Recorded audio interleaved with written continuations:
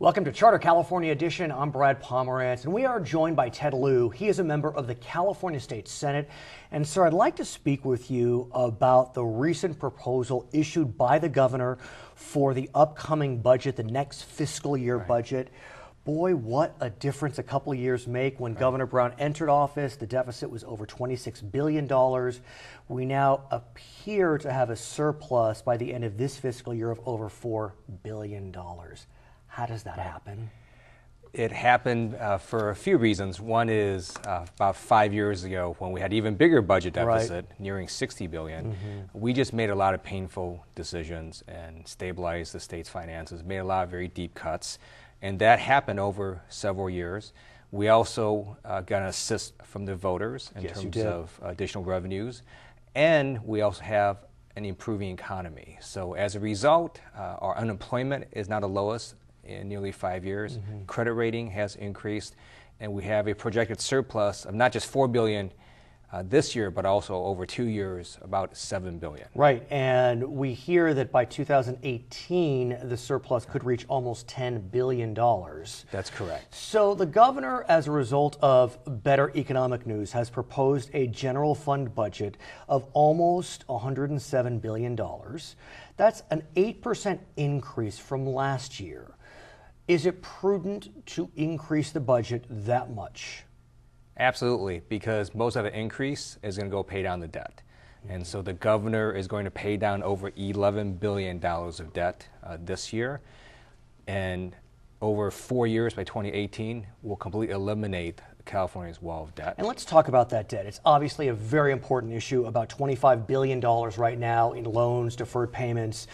We also know that in addition to that wall of quantifiable debt, we have the question of pensions and retiree benefits. As I understand it, pensions are underfunded by, over $218 billion. So not all pensions are the same. That's true. And that number includes not only state, but also city pensions. So at the state level, CalPERS is doing relatively well. That is news, yes. We also made reforms to pensions in the legislature 2 years ago. CalSTRS, dealing with teachers' pensions, doing much less well. Yes, so we need to take steps to fix that. And then at cities, some cities are doing great, some are doing horribly. So it's a hard number and doesn't really make sense until you look at each individual segment of it. The CLA, the Chief Legislative Analyst, has looked at the governor's proposal. And one point where there was a bit of quibbling was over the question of paying down that pension obligation. And the CLA believes that this budget should pay down more of it or put aside more money for it. What do you make of that? I support the governor's proposal to first pay down California's immediate wall of debt. Because the pension obligations are long-term, meaning we're talking about 30, 40, 50 years from now. So there's more time to fix that.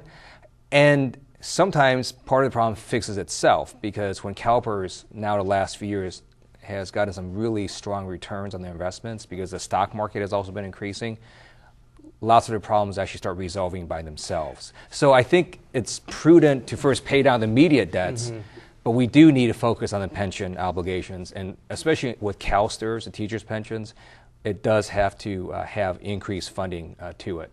But when we talk about the stock market, its rise is a blessing and a curse. It's a blessing because obviously more revenues come in, but because of California's unique taxing structure, we are so reliant on a strong stock market. In 2011, I learned that the top 1% paid about 41% of all income taxes, and that number is probably higher with Prop 30 having passed. And so if the stock market turns around in the wrong direction, you know, our pension obligations could become more cloudy. That's why the governor has also proposed a rainy day fund. Yes. Which will capture the capital gains spikes and revenues in the good years, such as this year, and store that away so when you have another recession that hits, we can then tap into this rainy day fund and smooth out. So let's talk about the rainy day fund. There is no doubt, sir, that Governor Brown has made this a priority. But in 2004, the voters passed a rainy day fund. And it was never really funded. Right. This governor really hasn't funded that rainy day fund. Right. So there's a good reason for that. Please tell us. Because it just kept on raining and there was no money to actually put into the rainy day fund. So we finally now, really just the last 2 years, have started getting into a surplus situation where we actually can take some of their funds and store it away. We never actually had this opportunity. We were just trying to mitigate cuts. Now, we'll need a ballot initiative, as I understand it, to create the rainy day fund, which would require, unless signatures are gathered, 2/3 vote in the legislature. Yes. Do you believe that exists? I do. One reason is a lot of legislators like me came from local government. We all have rainy day funds in local government. And when I went to the state, it was surprising to me that there was no rainy day fund. And I think it is a prudent measure to take. The governor has proposed that he wants to put aside about $1.6 billion to kickstart the rainy day fund from this upcoming fiscal year. Some of your friends on the Republican side have said that that number is low and they would like to see more money put in to kickstart. How would you respond? I think it's a fair number, especially because our economy is still improving. We have not only a budget surplus, but every month our revenues continue to exceed projections. Our unemployment still drops slightly every month. And I don't think now is the time to be completely conservative, because if we can spend more money through the state level, that also helps improve the economy. What many of our viewers may not know is Senator Lieu still serves in the military. You are in the reserves for the Air Force, and you serve as a JAG officer, Correct. Judge Advocate Corps. So you work as a lawyer. I do. Is it 1 or 2 days a month? It comes out to nearly 30 days a year. Okay, so you are fully aware of the ins and outs of our legal system. And I am sure you read and learned that the Chief Justice of our Supreme Court came out, and her words were pretty strong against the governor's budget. She believes that we are continuing to underfund our courts to the extent that we may even be rationing justice, and it could veer into a civil rights problem. Those are fighting words. We are underfunding our courts, and that's why last year the legislature increased funding to our judicial branch. Right. Not as much as I would have liked, but it was better than cuts. So they actually had an increase in funding last year. I believe we should increase their funding again this year, and that'll be an issue between the governor and the legislature, because I believe the legislature will want more funding to the courts. Because as I mentioned earlier, the CLA had a few points with which he quibbled, and one of them was also on courts. Correct. What the CLA said is that the proposal by the governor would minimize cuts, wouldn't restore what we have seen. So you do think that this is a source of negotiation? Absolutely. Of court funding. I believe the legislature will have because we're going to have our own budget proposal. Of course. I believe that budget proposal will have more funding for the judiciary. I want to briefly talk about social services. They were hammered during the economic downturn in terms of budgetary commitments. There's some restoration of funds, but nowhere near the extent to which they were cut over the last 4 or 5 years. Do you believe more money needs to be restored to social services?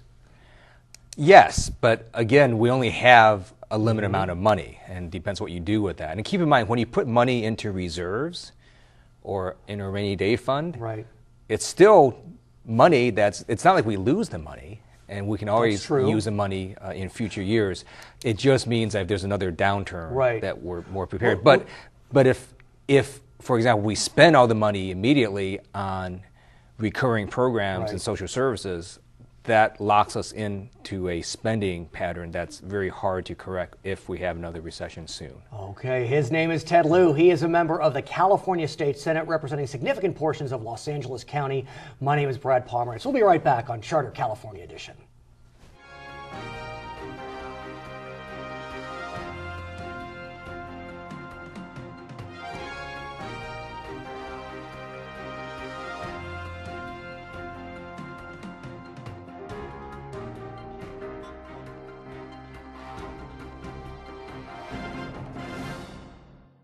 Charter California Edition, I'm Brad Pomerance. Our guest, Doug Haubert, he is the city prosecutor in the city of Long Beach. And these statistics, boy, you must be just so pleased. Lowest violent crime rate in 41 years in the city of Long Beach. Well, that's right, Brad. I think the whole city should be proud of the job that our police officers in particular are doing. But this is the lowest number of violent crimes since they started taking statistics 41 years ago. Why? Well, I think a big part of it is the focus on the gang problem in Long Beach. The FBI did a report that shows over half of all violent crime is gang-related. So we know if we focus on the gang problem in an urban area, you can actually take a chunk out of the violent crime statistics. And our gang prevention strategy and our gang injunction program for the last 3 years has been working. And we noticed that as the gang arrests and prosecutions go up, the violent crime is going down. The trends are following each other. I hope it's a trend that we can continue because, as we all know, any large urban area is going to have a reputation for violent crime, and by focusing on the gangs, you can help to reduce that and improve the city. Could it also be improving technology?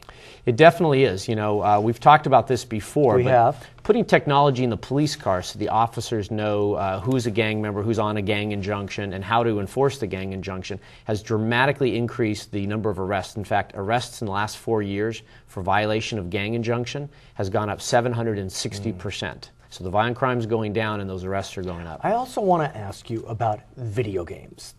There are some folks who believe that video games and the playing of them lead to criminal behavior.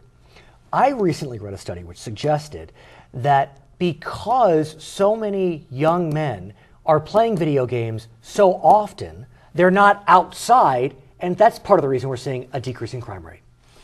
Well, I haven't seen that statistic. Maybe that is true, but I would be surprised if in Long Beach any drop in crime is related to video games. And also, I'm not sure I believe statistics that show that video games breeds violence. So either way, you're not sure if you buy it? I don't think I do. I really don't. I think a lot of it has to do with education and engagement in the community. And I think one of the problems is when you have kids that are not going to school and not getting an education, they're not going to have a way to sustain their lives when they turn 18, 19, 20 years old. And a lot of them turn to crime. Right. What about the economy? The economy is improving, and so does that suggest that we should see crime go up or down? Well, you know, the last 4 years we've seen violent crime go down, but the economy hasn't gotten much better. Only recently has crime gotten better. So here in Long Beach, we've seen the same bad employment numbers, but we've seen violent crime going down. And we have fewer officers now than we did 4 years ago. So at the same time officers are going down, the number of violent crimes are still going down, which tells me our officers are doing more with less than they've ever done before. Now, does that also tell you that maybe we don't need to hire more officers? Because there is, I guess, 40 new officers were added in December in Long Beach. There's another academy class coming up. Maybe mean and lean, as I've said before, works. Well, I think we definitely need more officers. But I will say that the way the department is working now, they're working smarter than they ever have before. And the number of officers is not the thing to look at, because the pure number of officers will change, number one. And number two, how you employ them, how you use them in the field. If you're not using them wisely, it doesn't matter how many officers you have. If you have a reduced number, but you're using them wisely, judiciously, like I think our chief is, Jim McDonnell, I think that you can, with reduced force, still do an adequate job of combating crime. But the 40 that they're bringing on doesn't even cover the numbers that have left in the last few years. We've dropped over 200 in the last 4 years. So the 40 that we're adding right now doesn't even come close to replacing what we've lost just in the last 48 months. That being said, we have seen a small uptick in some of the lower level offenses. It's hard to know if it's a statistical glitch or if there is an uptick. Could it be that those that are getting out early because of prison realignment are committing these petty crimes? Hard to know. But what we do know is that at least in Long Beach, you are making efforts to put these lower level offenders through programs that will help them get their life back on track, potentially decrease the prison clog that we have. So why don't you talk to us about a program already in place, and then we'll talk about a new program you have. Well, we have a diversion. We actually have two diversion programs, one that's been around for a few years and one that we just started. The one that we've had for a few years, we've expanded in the last 4 years. We call it our CSW program, Community Service Worker Program. We take low-level offenders, and instead of taking them to court and prosecuting them and potentially having them pay fines and going to jail, we divert them into work programs such as painting out graffiti, cleaning up the beaches, cleaning out the wetlands areas, helping with neighborhood gardening, the community garden projects. They weed at the Martin Luther King Peace Garden. All of these things help Long Beach without using taxpayer resources to do these things. We're using these folks and diverting them from court. And we're also saving money on the prosecution side. And we're finding that someone on for a low-level case to get a criminal conviction makes it harder for them, for example, to get that first job or to What types of cases would qualify? Well, a petty theft is a very good example. Someone who is stealing a small amount from a store, shoplifting, if you will. Well, if they're shoplifting because they don't have money, and the consequence is they go to jail or they pay a fine, they're ordered to pay a fine. If they're doing that, they're not. They don't have money. They're not going to have money. They're just going to shoplift again in 6 weeks. That's actually why we created the second program. Yes, and that's really the key, because it's one thing to help beautify Long Beach. A wonderful goal, no doubt. But you need to help that person get their lives moving, get them on their feet. Well, you're absolutely right, and I'm very proud that my office is partnering with Goodwill Industries. We created a diversion program called Goodwill 180. And actually, they're getting education. They're getting anti-recidivism education. At the same time, they're being assessed to see what kind of job skills they might have that might match with Goodwill programs. For example, Goodwill has a culinary arts program to help people that want to get jobs at restaurants. They have a certified nurse assistant program, which is an entry-level healthcare profession. And so there are a lot of people in Long Beach who are unemployed or underemployed. They may come in contact with the criminal justice system, but putting them into jail or putting them into a program that doesn't help them is going to leave them in the same place when they leave the criminal justice system. It makes a lot more sense to give them life skills, give them some training, and maybe divert them into a job skills program where they can be employed and not have to commit crime. How is the Goodwill program funded? It's completely funded by Goodwill and through participants. There's a small amount of money. I think it is appropriate that they pay some money to participate in the program. But it's self-funded. There's no money from the city going to this program. And Goodwill, this is what Goodwill does. Right. They employ the hard to employ. And so they're excited to work with our office, but I'm excited about the long-term implications if this program works. It's brand new, so we're going to be studying it for 6 months. But I believe this is going to become a model for other prosecuting offices around the country. I want to ask you something. I didn't tell you I'd ask you this, so forgive me, but I think you'll be okay with it. It deals with the Los Angeles County Sheriff. As you know, Lee Baca has decided to move on, and you came out very early in favor of the sitting police chief in Long Beach, Jim McDonnell. You mentioned his name before. What made you decide to come out so early, within minutes of the announcement? Well, I will tell you, it was a bit tearing for me because he's a great police chief to work with. I personally work very closely with him. You're the city prosecutor. I think he's a terrific police chief for Long Beach. But he has a skill set that I think is needed at the county level. I think he came here in a short period of time, being an outsider. Remember, he came from LAPD. Right, he did. So coming to Long Beach PD, he wasn't immediately embraced with enthusiasm here by the police department in particular. But his command style and his manner of leadership, I think, quickly earned him the respect of the rank and file police officers, and also the community trusts and respects him. He did a very good job in a short period of time. And you know what? That's exactly what's needed at the county level right now. The Sheriff's Department has some problems. Not the whole department isn't riddled with problems, but there are some significant problems. And I don't think someone from inside the department can adequately address those problems or get the public on the sheriff's side. Jim McDonnell can do that. It's a rare person that can do that. And I threw that out there because I think he's the right person and this is the right time. And you think the county is ready to elect someone from Long Beach? It doesn't have a long tradition of growing people out of Long Beach, even though he did work in LA.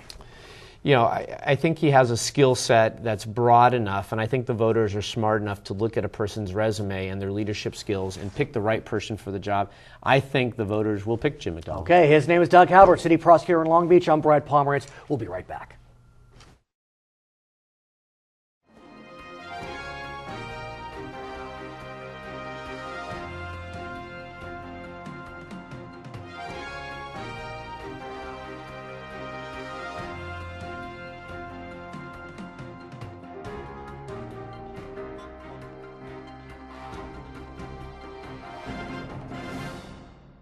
Start our California edition. I'm Brad Pomerance. Our guest, James Johnson. He is a council member in the city of Long Beach. He's also running for city attorney in that fair city. The election will be held in April.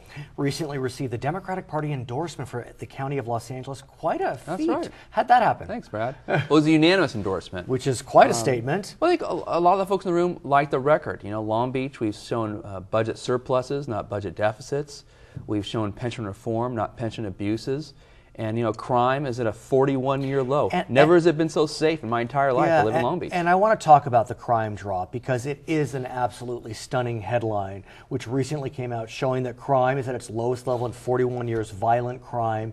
The statistics just over and over again, when you talk about all the most heinous crimes, they're way down.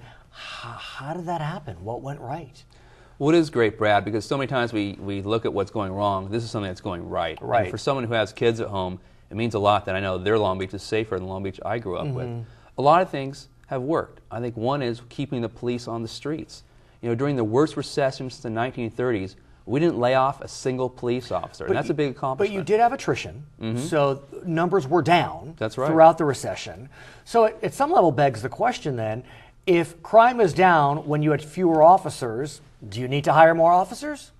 Well, I think a lot of it, Brad, is not just the number, but the quality. We have strong police officers. We've invested in the training. We've got a top-notch chief who may be the next county sheriff. We'll talk about that. But also, I think in terms of morale, we told the police officers, we believe in you. We're not going to lay anyone off. And I think that means the people who are there, they invest 110% of the energy because they know the city is going to look after them. But there is no question that there is a move now to, I guess, repopulate the Long Beach Police Department with new hires. Police academies are being reinstated. I know that you're a supporter of that. Yeah. And so, do we need it though? I mean, is mean and lean the better way to go, as evidenced by this drop in crime? Well, I think you want to be efficient, and we want to use things like cameras and so forth. It's not all about people. But I think what we're looking at with the new police officers is going after things like sex crimes, trafficking. And one thing we found, Brad, is that the more you look, sometimes the more you find. And there's some very young girls out there smuggled in from other countries, being abused. And that's something I think the City Council is an example. We want to go after more. So yes, crime is low, but it can never be too low. We also know that while violent crimes are down, the lower level offenses are up. Why? Could it be public prison realignment? Could it be that people are less depressed because the economy is doing better and so they're out committing crimes? What do you think? Why do you think there's that small uptick in the petty crimes? Well, I believe residential burglary is up 1%. No, not much. Basically a wash. Yeah. I would say I think even most petty crimes up a little bit. Were about 5%. Pretty low. Right. You know, I think there are certainly we have some folks coming back from state prison. You remember the state prison basically opened their doors. There's no room. One could argue. No room at the inn here in the county in Los Angeles, so that has been a challenge. But I would say even with petty crimes, if you look historically over the 70s, 80s, 90s, they're still at shockingly low levels. We had the lowest crime rate, I think, 1 or 2 years ago. So if they're up 1 or 2% from the lowest rates ever, it's still very low. And I think that's from a combination of things the city's done. Part of the reason why we see these petty crimes is opportunity. And one way to eliminate the opportunity to commit petty crimes is simply lighting. I mean, it's that basic. If there's light, it's hard to commit these residential burglaries, breaking into cars. I know that you have been looking into creating adequate public lighting throughout the city of Long Beach. Give us a sense of what that is, what that means, what that looks like. Yeah, well, I'm very passionate about this, Brad, because it's not just about public safety, but people feeling safe too. That's important. The FBI has said that the number 2 thing you can do to protect neighborhoods after hiring police officers is to assure adequate public lighting. And that's the FBI. They have the data to prove it. So we've had a number of programs. One is that we've actually installed LED lights in our neighborhoods. What that does is it makes the neighborhoods brighter, people feel better, they can go out, and of course the more people that go out, the more people feel safe to go out themselves because the streets are populated. Also, we're looking at lighting our arterial streets, which aren't just better in terms of reducing violent crime and petty crimes, but also in reducing traffic accidents and so forth. So well-lit streets are safer streets, we know that, and we're doing this all by actually reducing energy use and even saving money long term. So it's a real win-win for our finances, public safety, and the environment. At the same time, you know the cliche, I think it's an idle's mind is a devil's play. And so many sociologists say is that if you keep teens busy, they won't get involved in illicit behavior. And so I believe that you've been looking to keep our teens busy through recreation programs so they don't get involved in the criminal element. Tell us about that. Yeah, well, we had, as you know, a difficult recession and city revenues were down. But even though during that tough times, we actually went out and got some grant funds to start a new program called Be Safe. This is outside dollars that basically are targeted towards keeping young people busy in the summer evenings when we know they're at risk. They're not in school, mom and dad may not be home from work yet, and this is the time around dusk when they might find bad activity. So by having opportunities for them in the parks to grow their mind, grow their character, to play sports in a supervised setting, we've seen that actually reduce crime in those very areas. In West Long Beach, for example, we've shown that it does work. So that's a great program. I want to talk about the whole concept of policing. You are a lawyer. I guess I am a lawyer. I don't practice anymore. You are, Brad. I am a lawyer. And there's been a lot of talk about policing tactics and how the police conduct their job. We know recently, I mean, this is an extreme example, but in Fullerton, for example, there was the acquittal of 2 officers who took the life of an individual. I'm not commenting on the acquittal. Right. But policing tactics are in the news. And so, as city attorney, as I understand it, you would be part of that brain trust that would advise the police department about what is a constitutional method to police. Talk to me about the tension between the desire for safety, but the desire to protect American values. Well, you hit it right on the nail, Brad. We don't want just good police work, we want constitutional police work. And as city attorney, one of my jobs is to advise the department to help them to, yes, keep our neighborhoods safe, but in a way that does that by respecting everybody's constitutional rights. So, for example, there are new decisions coming out all the time. When can you stop and frisk someone? Right. Well, know in New York, there was a huge uproar about a very aggressive stop and frisk policy. The prior mayor, Michael Bloomberg, was a huge supporter of it. I believe the current mayor, Bill de Blasio, is going to put that aside. Well, that's right. And I think one of the issues, Brad, is when certain communities, people of color, for example, feel they're targeted unnecessarily. And that's wrong. In the city of Long Beach, we do not target, we don't profile, I should say, certain groups. We really try to make sure everyone knows that everybody is treated equally. And that's important because not only is it the right thing to do, but when you do that, Brad, we've seen that when crimes do occur, people feel they can report those crimes. They have that trust in the police department. It's interesting you mentioned profiling because obviously it's not an American value to profile based on race. That's right. But at a certain level, how is an officer to figure out when a crime is afoot? I mean, we look at the socioeconomic appearance of the individual. It's not easy. Well, it's not, Brad, but things like using race simply aren't appropriate. We know that. But things that are appropriate, so you see gang tattoos that are well known as demarking that you're in a gang or showing gang colors, or if you've gotten a tip saying someone is running around wearing a red jacket, you see someone in a red jacket. So there are a lot of ways to identify suspects that do respect people's constitutional rights. And like I said, I've talked to the chief about this. He said the number one most important thing for the department is that when people see something, they say something. Right. And when people feel like they're victimized or they feel they're not going to be treated fairly, they don't call those in. So actually, constitutional policing isn't just the right thing to do, it also actually helps us make the neighborhoods safer. And in so many ways, if there's a positive relationship between local police officers and the community, it perpetuates what you call constitutional policing because there isn't this animosity and everyone can work as a partner. That's exactly right, because like I said, the biggest issue is when people see crimes and don't report that. The police department's only as good as the partnership it has with the community, and that's what I work on. His name is James Johnson, City Council in Long Beach, candidate for City Attorney. I'm Brad Pomerance. It's Charter California Edition.